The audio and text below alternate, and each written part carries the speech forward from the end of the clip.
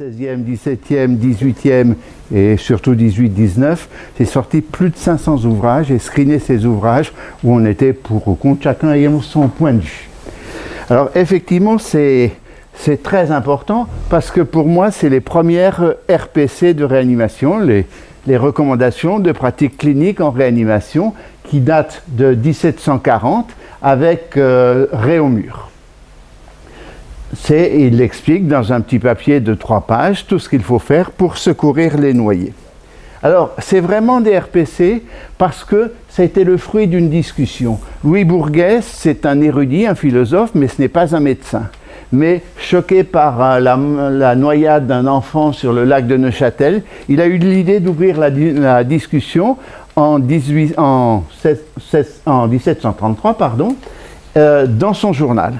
Et il a ouvert cette discussion, il a eu de nombreuses lettres pendant plus d'une dizaine d'années, souvent signées avec des pseudonymes. C'était une vraie discussion assez positive, certains parlent même de disputes parce que c'était des fois très vif. Et puis en même temps, Bourguet était devenu l'ami de Réaumur. Ils échangeaient, ils se complimentaient sur leurs différents travaux. Et Bourguet a envoyé en 1739 toute la collection des mercures suisses à Réaumur, qui en plus était en vacances dans le Poitou, avait le temps pour faire, et c'est là qu'il a rédigé cet avis. Alors les choses importantes dans cet avis, bien sûr, c'est qu'il ne faut plus se mettre le noyer dans un tonneau pour lui faire rendre l'eau comme on faisait avant, mais on le met dans le lit, on le frictionne pour le réchauffer, pour le stimuler, on lui verse des liqueurs dans la bouche, et vous voyez, c'est important puisque on peut même mettre de l'urine chaude. De l'urine chaude, on en a toujours. Et puis, on sait aussi qu'on peut peut-être souffler de l'air chaud dans une canule, de lui souffler de l'air chaud dans la bouche, mais le mieux, le nec plus ultra à l'époque, bien sûr, c'est de mettre dans les intestins la fumée de tabac d'une pipe. Et donc, je vous parlerai après de l'observation dont il parle. Et surtout, ce qui est très important, c'est que Réaumur pensait qu'il fallait que tout le monde puisse secourir les noyés et pas seulement les médecins et les chirurgiens. Donc c'est pour ça qu'on a l'urine qui peut intervenir, on n'a pas besoin d'une liqueur spiritueuse. On a la pipe parce qu'à l'époque, tout le monde s'était mis à fumer la pipe et c'était facile. Mais contrairement à ce qu'on entend parfois, il n'a pas exclu les autres techniques. La saignée en général qui se faisait en jugulaire chez les noyés, et puis surtout c'était les discussions qu'il y a eu sur la bronchotomie, pouvons faire la bronchotomie. Même Jackson avait écrit que n'importe qui, c'était dans les années 1747, que n'importe qui pouvait faire une bronchotomie, ce qui n'était peut-être pas sans risque. Alors d'où vient cette notion de fumée de tabac pour les noyés? Giacomini, qui est un médecin célèbre de Padoue, dit que ça date de l'Antiquité. En fait, Pline décrit l'utilisation d'une pipe, mais avec de la viande de bœuf rôti. Il semble que les Romains utilisaient parfois des pipes avec des aromates, mais manifestement, nous, on n'a pas eu de traces de tabac chez les Romains. Alors, le tabac, bien sûr, on pense à Christophe Colomb, et en 69, c'était Schechter, disait que le dénommé Paulus Bagellardus avait ramené l'histoire que les Indiens traitaient leurs noyés avec des clistères de fumée de tabac. Cette histoire est, paraît-il, attribuée à Bagellardus. Malheureusement, Bagellardus est mort en juin 92, alors que Colomb est parti en août 92 pour sa première expédition. Par contre, ce qu'on trouve, Bagellardus, c'est lui qui a écrit le premier livre de pédiatrie en 1472, et il explique bien que pour réanimer un enfant nouveau-né, on peut lui souffler dans la bouche ou dans l'anus. On trouve aussi plus tard, 2 siècles plus tard, sans qu'il en fasse réellement référence, mais en 1684, Blancart parle effectivement de souffler par l'intermédiaire d'une pipe, donc on ne sait pas si c'est tabac ou pas tabac, sur les enfants, les jeunes enfants noyés. Mais on n'en a pas plus. Plus c'est du hollandais et je ne pratique pas trop le hollandais. On a aussi cité ce pasteur luthérien qui s'appelait Johann Müller, qui aurait écrit cette histoire en 1676. En fait, quand on reprend son livre, il ne parle pas de fumée de tabac, il ne parle pas de noyer, et surtout l'histoire se passe sur les côtes de la Guinée, et ce ne sont pas du tout les Indiens d'Amérique. Stisser, en 1686, a publié sur un nouveau clister à fumée de tabac de son invention. Il parle de celui des Anglais, mais le premier pour lui, c'est celui qui était celui des barbares et des Turcs. Vous voyez qu'il précise ici les barbares et les Turcs, mais on n'est toujours pas sur les Indiens d'Amérique. Heureusement, Dieréville, lui, nous en fait un bon rapport. Il remplissait de fumée de tabac un gros et long boyau, etc., etc. Donc c'est une certitude. La seule chose, c'est quand on relit bien Dieréville, on s'aperçoit que ce n'est pas lui qui assistait à la scène et que c'est une histoire rapportée. Plus en détail, bien sûr, tout le monde cite Charlevoix. Charlevoix qui a publié, c'est quand même, on est en 1744. Et lui, il reproduit la même histoire, il ne fait pas référence à Dieréville, et il met cette date de 1611, puisque tout son livre est écrit en chronologie. Et quelques lignes avant, il dit que la plupart de ces choses, il les tient de l'escarbot. Alors c'est bien, mais l'escarbot qui a vécu un siècle avant n'a pas pu croiser Charlevoix. Quand on prend l'escarbot et toutes les éditions, elles sont nombreuses. Quand on prend les œuvres de Champlain qui étaient avec l'escarbot, ils étaient tous les deux dans la même expédition, on n'entend pas parler de cette histoire. Et puis, dans les Jésuites de Nouvelle-France qui étaient aussi en 1611 aux Amériques, on n'entend pas non plus parler de cette histoire. Donc, les Indiens qui ont inventé le sauvetage des noyés par la fumée de tabac serait une légende. Certains auteurs, et ils s'appuient surtout sur le texte de Lafitau en disant que les Indiens avaient horreur des lavements. Ils ne les utilisaient pas comme lavement, mais il est assez ambigu parce qu'il donne ici une exception, mais on ne sait pas laquelle c'est, on n'en sait pas plus, et je n'ai pas pu remonter plus loin, même avec le père Garnier.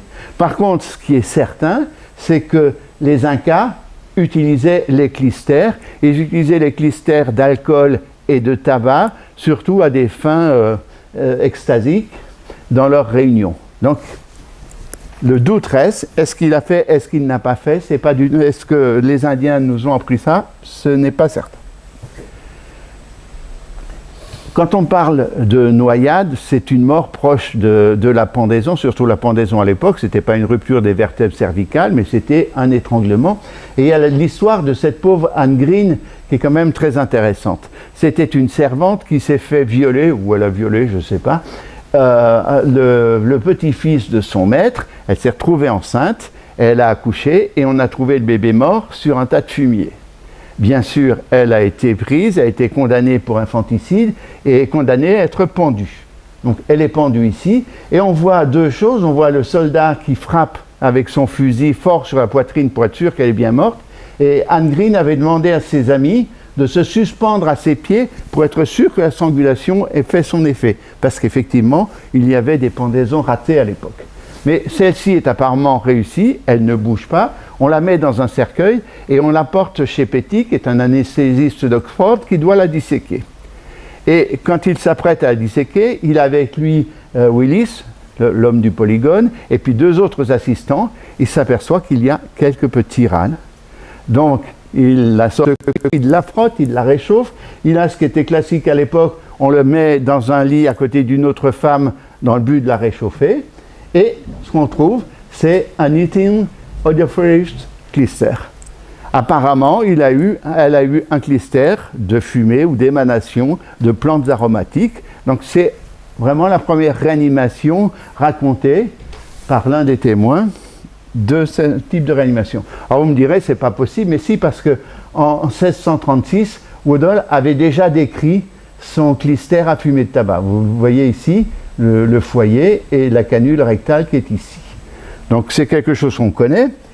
De plus, souvent on voit écrit que Bartholin, c'est lui qui a inventé les clistères à fumée de tabac. C'est complètement faux parce que lui-même l'écrit, cette machine elle lui vient des Anglais. C'est l'ingéniosité des Anglais qui a permis de faire ces machines.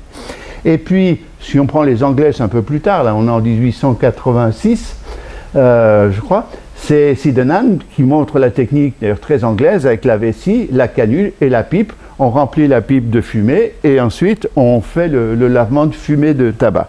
Alors, en fait, à cette époque-là, ce n'était pas le traitement des noyades, mais c'était essentiellement le traitement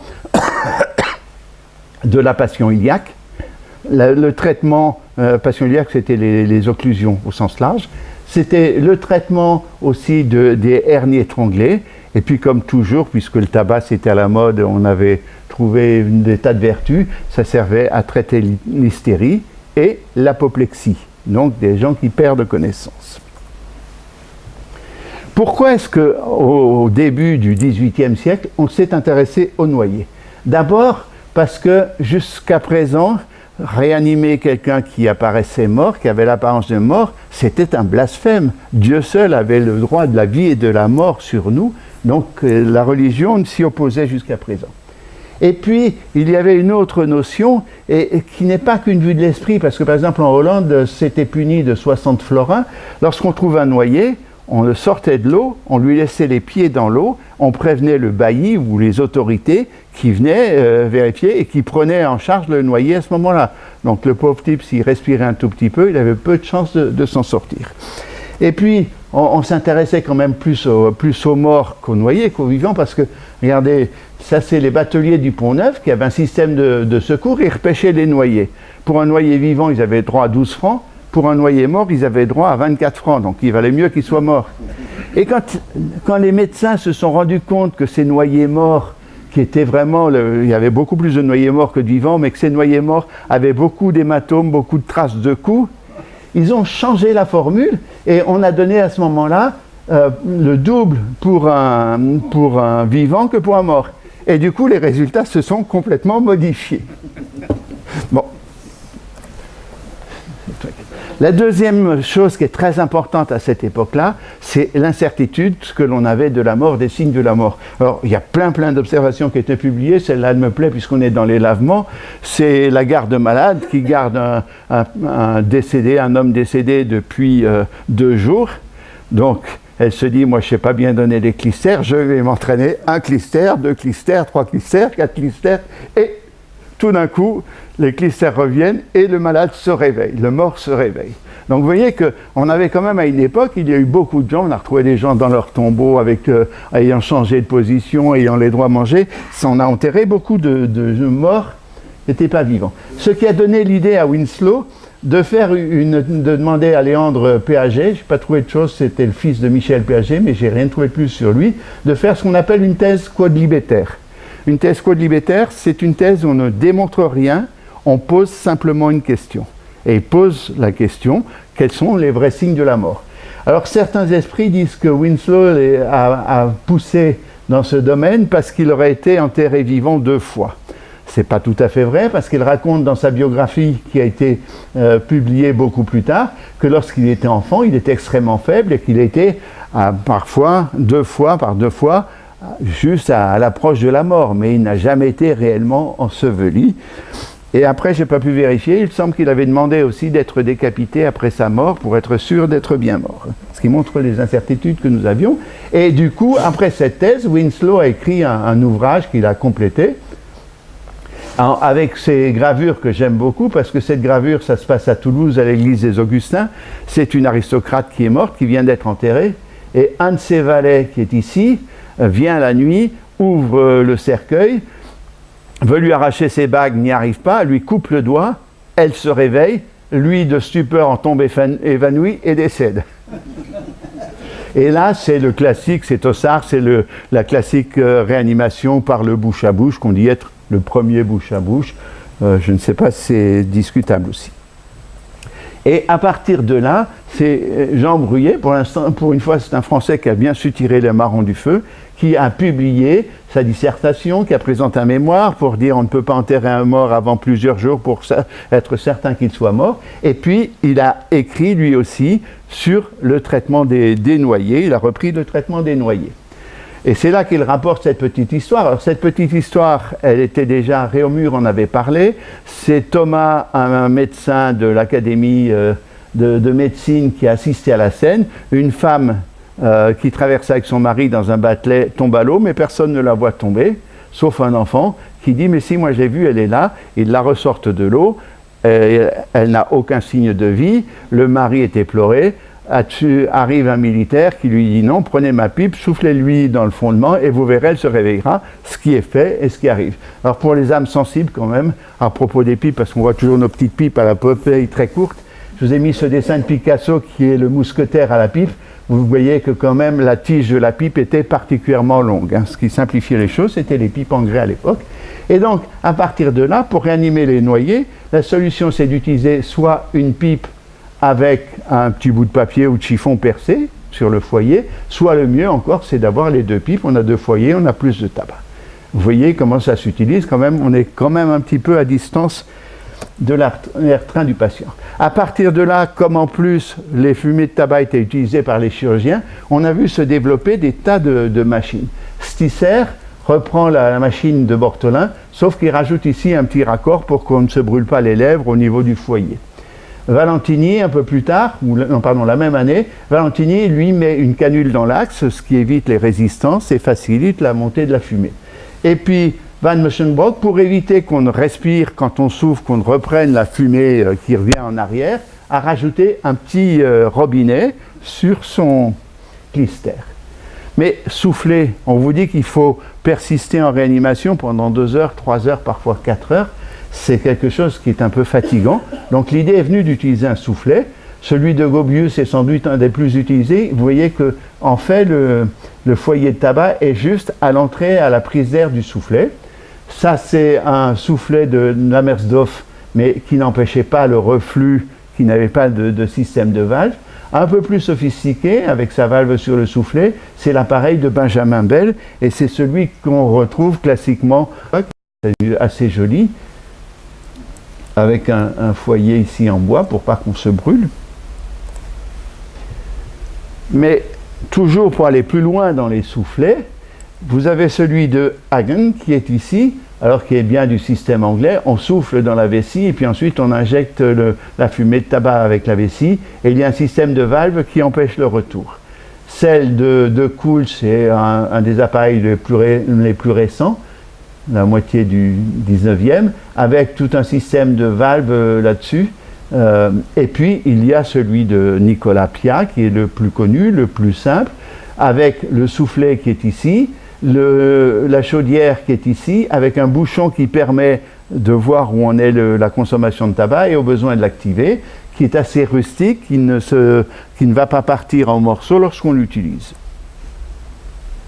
D'autres, du coup, le soufflet c'est quand même assez encombrant, ont essayé de le faire à partir de seringues. Alors c'était essentiellement en bois, et vous voyez c'est des systèmes qui permettent, c'est inspiré des seringues chinoises, qui permettent de faire de l'insufflation en continu. Scanetti, je n'ai pas montré, le seul avantage c'est que Scanetti, il avait 2 orifices, enfin sur l'orifice d'air ici, il avait mis directement son foyer de tabac au lieu de le mettre là, ce qui évitait effectivement les risques de reflux. Celui de Feller, je l'aime bien parce que je le trouve horriblement compliqué. Il est basé sur l'appareil de Garangeux pour les trompes de Sachs qui permet des injections continues d'un liquide. Et puis le deuxième de Schaeffer me plaît beaucoup parce que en fait, il a trouvé le système en ayant un piston qui est creux. La fumée passe à l'intérieur de ce piston creux avec une valve qui est là, qui empêche le retour. Et en plus, sur ce piston, sur ce foyer, il y a un petit bec qui permet de souffler dedans pour activer la combustion, pour avoir plus de fumée de tabac. Le problème de tous ces soufflets, de tous ces systèmes, c'est que ce sont des systèmes à valve. Avec la chaleur, avec le tabac et la corrosion, les valves s'abîment et ça ne fonctionne pas longtemps. Donc les derniers qui sont arrivés sont des clisters avec un robinet. Celui-ci vient du musée du Danemark, mais je ne sais pas son nom, je n'ai pas retrouvé son auteur jusqu'à présent. Celui-ci, c'est un de nos amis marseillais qui en dispose, et il est particulièrement beau, il est quand même début 19e.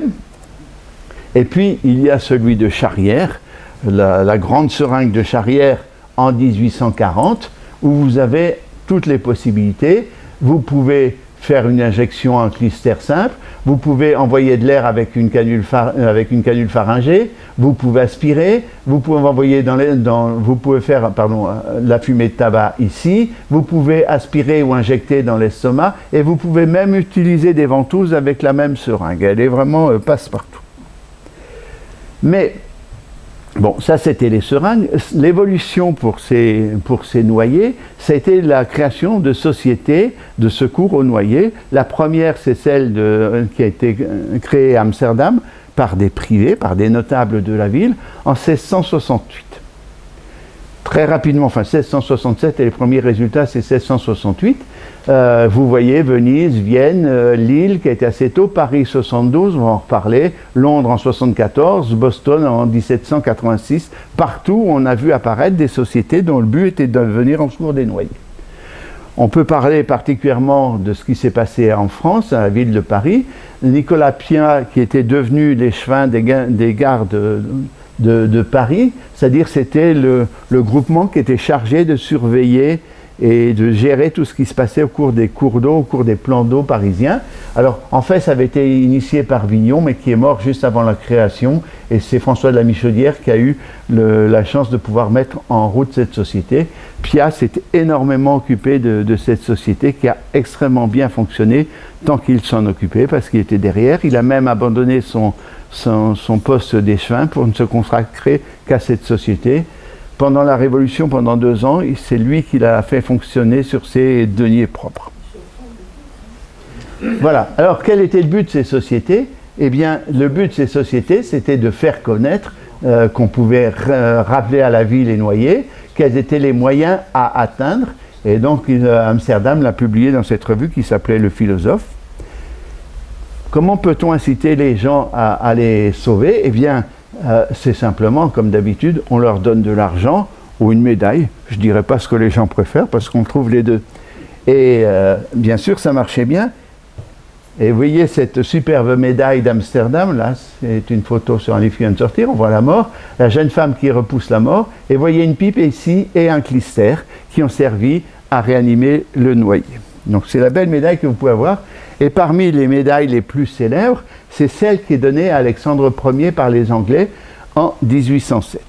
Alors ce qui est amusant, c'est que ça c'est publié dans le Gentleman britannique, le Gentleman Magazine. La lettre a été rédigée en français. Ce qui est drôle quand même, 1907, ça vous dit peut-être quelque chose.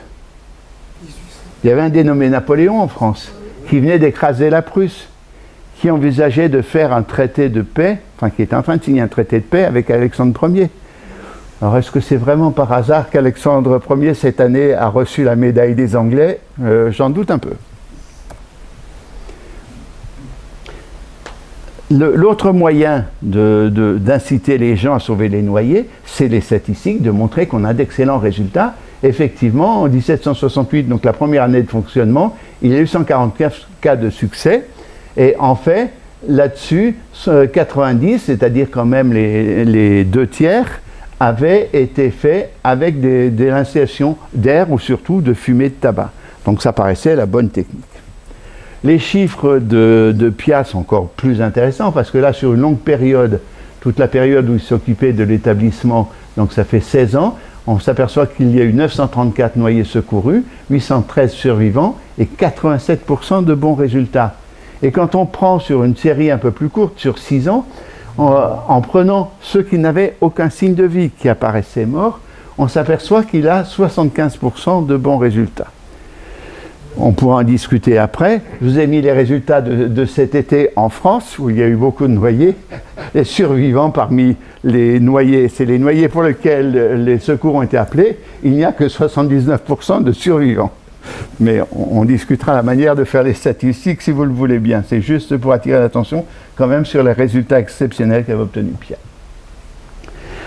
Le moyen de faire connaître comment, c'est de distribuer des tracts. Et vous voyez, ils n'y sont pas allés avec le dos de la cuillère, ils ont vraiment envoyé des tracts partout, ils ont fait publier des tracts un petit peu partout.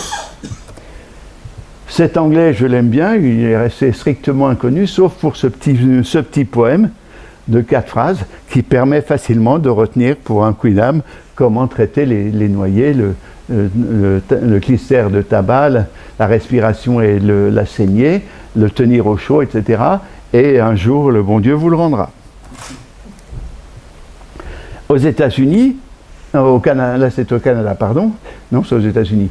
Aux États-Unis, on a aussi la même chose. On a développé effectivement les fumigateurs, les clistères de tabac, et c'est là qu'on voit apparaître aussi cette notion qui est très importante. Si on veut que les gens puissent les utiliser, il faut leur en donner les moyens. Ils savent faire, mais il faut qu'ils aient les moyens. Les moyens, c'est de créer ce qu'on appelle les boîtes de noyer. La plus connue, c'est celle qu'on a vue partout sur les quais de Seine après les années 70, c'est celle de Pia. Donc vous avez tout le détail de ce qu'on trouvait. Vous avez bien sûr ici son fumigateur, la flanelle, la cuillère en acier pour ouvrir la bouche, et puis les eaux de vie, tout ce qu'il fallait pour réanimer. L'inconvénient, c'est que c'était peut-être un petit peu lourd et qu'il fallait ensuite l'entretenir. Alors Gardanne avait proposé quelque chose de beaucoup plus léger, qui était effectivement dérivé de l'appareil de Bortolin, avec le foyer de tabac qui est ici, l'embouchure qui est assez loin du foyer pour ne pas se brûler, et ici vous avez une petite partie en cuir qu'on peut facilement pincer pour éviter le retour quand on reprend son souffle. Vous avez cette même canule, qui n'est pas un double, mais qui est une canule qui sert à injecter, à souffler de l'air dans les narines ou dans le larynx. Donc vous voyez qu'il faut bien se dire qu'il y avait la fumée de tabac, mais on n'excluait pas du tout la réanimation respiratoire. Voici l'appareil de Kitt. Alors Kitt a été un des premiers dissidents sur le tabac, mais vous avez effectivement toujours, ça c'est le clister à part, et pour la fumée de tabac, vous mettiez ici votre soufflet pour aller dedans. Vous pouviez utiliser soit un soufflet, soit souffler directement avec la bouche. Là vous voyez, c'est sur une canule laryngée. Voilà, ça c'est 1774, c'est chez Evans. Malheureusement, il manque 2 raccords ici, mais voici la trousse de noyer. On voit le foyer qui est ici, le soufflet bien sûr, les canules rectales. Le raccord, celui-ci est un peu petit, normalement ils sont plus longs. Ça, ce sont des petites canules narinaires quand on insuffle par le nez. Ça, c'est une seringue pour injecter ou aspirer dans l'estomac, mais surtout injecter dans le... Et puis, vous avez la sonde laryngée qui est là, et puis les différentes eaux dont on peut avoir besoin. La dernière en date, c'est celle qu'on trouve au musée de Bruxelles, qui est une boîte charrière avec, vous voyez, cette fameuse seringue que je vous ai montrée tout à l'heure. Elle est très belle cette boîte. Par contre, dans le livre, il y a une petite erreur, c'est que les auteurs disent que cette boîte a été utilisée par les armées de Napoléon. Napoléon avait des boîtes de pierre peut-être, mais pas cette boîte qui date, la seringue date de 1840. 1840, il n'y avait plus de Napoléon. Alors, maintenant, parlons de Charles-Antoine Portal. Portal, c'est un grand médecin. Il a quand même réussi à se tenir tout en haut de l'affiche avec deux royautés, une république et un empire. Et lui, il était toujours là, c'était un très bon navigateur. Et sous prétexte qu'il avait un jour autopsié, 12 heures après, un couple de vendeurs de lingerie qui avait été asphyxié par des vapeurs de charbon, et il avait trouvé un côlon extrêmement dilaté qui refoulait le diaphragme vers le haut. Il expliquait que la fumée de tabac était très dangereuse, ne pouvait pas. Ça a provoqué un véritable tollé. Je n'ai pas mis les choses les plus méchantes, mais simplement, cet auteur écrit qu'on a, M. Portal n'a sans doute jamais réanimé un noyé, n'a jamais participé, n'a même jamais vu ce qui se passait. Et puis, après, malgré tout, comme toujours, il conseille quand même d'introduire la fumée de tabac. Il est contre, mais il dit quand même de le faire. C'est tout à fait du Portal. La seule chose, c'est que Portal a acheté une boîte de Pia, pour son propre compte, a regardé ce qu'il y avait dedans, l'a plagié et a proposé une autre boîte plus légère avec un appareil du type de Bortolin, parce que si vous regardez, en 1775, on a quand même créé 223 boîtes. Pia explique que lui ne touchait aucun bénéfice sur ces boîtes, c'était pas tout à fait l'avis de Portal. Et donc c'était aussi à des fins mercantiles qui voulaient développer ses propres choses. Mais Portal a été rejoint par toute une série de gens, surtout des Anglais, que ce soit Hunter, Coleman, un médecin qui est devenu vétérinaire, James Curry, Orfila en France, Charles Kitt, Carminati qui était aussi un des premiers à s'élever contre la fumée de tabac. Leur argumentation, elle va bientôt s'appuyer sur les travaux de Brodie, qui montre que il fait des études chez l'animal avec des infusions de tabac, avec quelquefois de la fumée de tabac, avec aussi des huiles essentielles de tabac, c'est-à-dire des goudrons de tabac, avec des doses qui sont élevées. Donc c'est forcément, ça n'a pas beaucoup de valeur parce que c'est effectivement des doses toxiques. Mais ce qu'il montre, c'est que ces fumées de tabac ou ce tabac en lavement induit un arrêt cardiaque. Et puis il va plus loin dans une deuxième étude, il dit que c'est d'abord une arrêt du cerveau, et c'est le cerveau qui arrête de donner les ordres au cœur de battre. Mais toujours est-il que les clistères de fumée de tabac vont disparaître des boîtes de noyer, ce n'est plus du tout à la mode un peu partout, mais en France, vous apercevez que beaucoup de gens continuent de les apprécier, et dans ce papier, il raconte l'évolution des résultats. On en a eu 72 sur 310 en 1817, alors qu'on a négligé la fumée de tabac, alors qu'avant c'était les résultats que je vous donnais qui étaient des 87%. Et il rapporte qu'en plus, les Marseillais qui continuent d'utiliser la fumée de tabac ont des bons résultats. On croit que ça a disparu. Charles Chrétien, qui prend la succession un peu de Piat après les événements, qui est beaucoup plus pondéré, dit qu'effectivement, on n'a pas la certitude que ce soit la fumée de tabac qui fait survivre les gens. Que deuxièmement, on peut quand même remplacer le tabac par des plantes aromatiques, et puis, comme la sauge ou la lavande, et puis finalement, laissons quand même dans les boîtes de tabac. Et encore plus récemment, un décret de 42 dit qu'il faut avoir toujours des insufflateurs à fumée de tabac. Et cet article encore plus récent, presque de la fin du 19e, qui dit qu'ils sont encore largement employés pour secourir les noyés. Alors la question qui se pose, comment est-ce qu'on peut justifier les clistères de fumée de tabac? Qu'est-ce qui fait que ça a pu être utilisé? Est-ce que ce n'est pas l'histoire des Indiens, je pense? La première chose, ça c'est la bouteille d'encre, c'est la pharmacologie. Les études sur le tabac, la fumée de tabac, montrent qu'on a d'abord une excitation, une phase d'excitation, puis une phase de sédation, puis de dépression et de décès. Mais elles sont faites toujours dans des conditions qui prêtent à caution et pas du tout dans les conditions de ce qui était utilisé par les noyés. Plus récemment, on n'a pas beaucoup d'études. Il y a une étude du XXe siècle qui montre qu'on accélère le transit avec la fumée de tabac, mais c'est contredit par d'autres auteurs. Puis vous savez que c'est à la mode actuellement dans la rectocolite hémorragique. Il semblerait que la fumée de tabac ait un effet bénéfique sur les cellules de l'ampoule colorectale, alors que c'est mauvais dans la maladie de Crohn.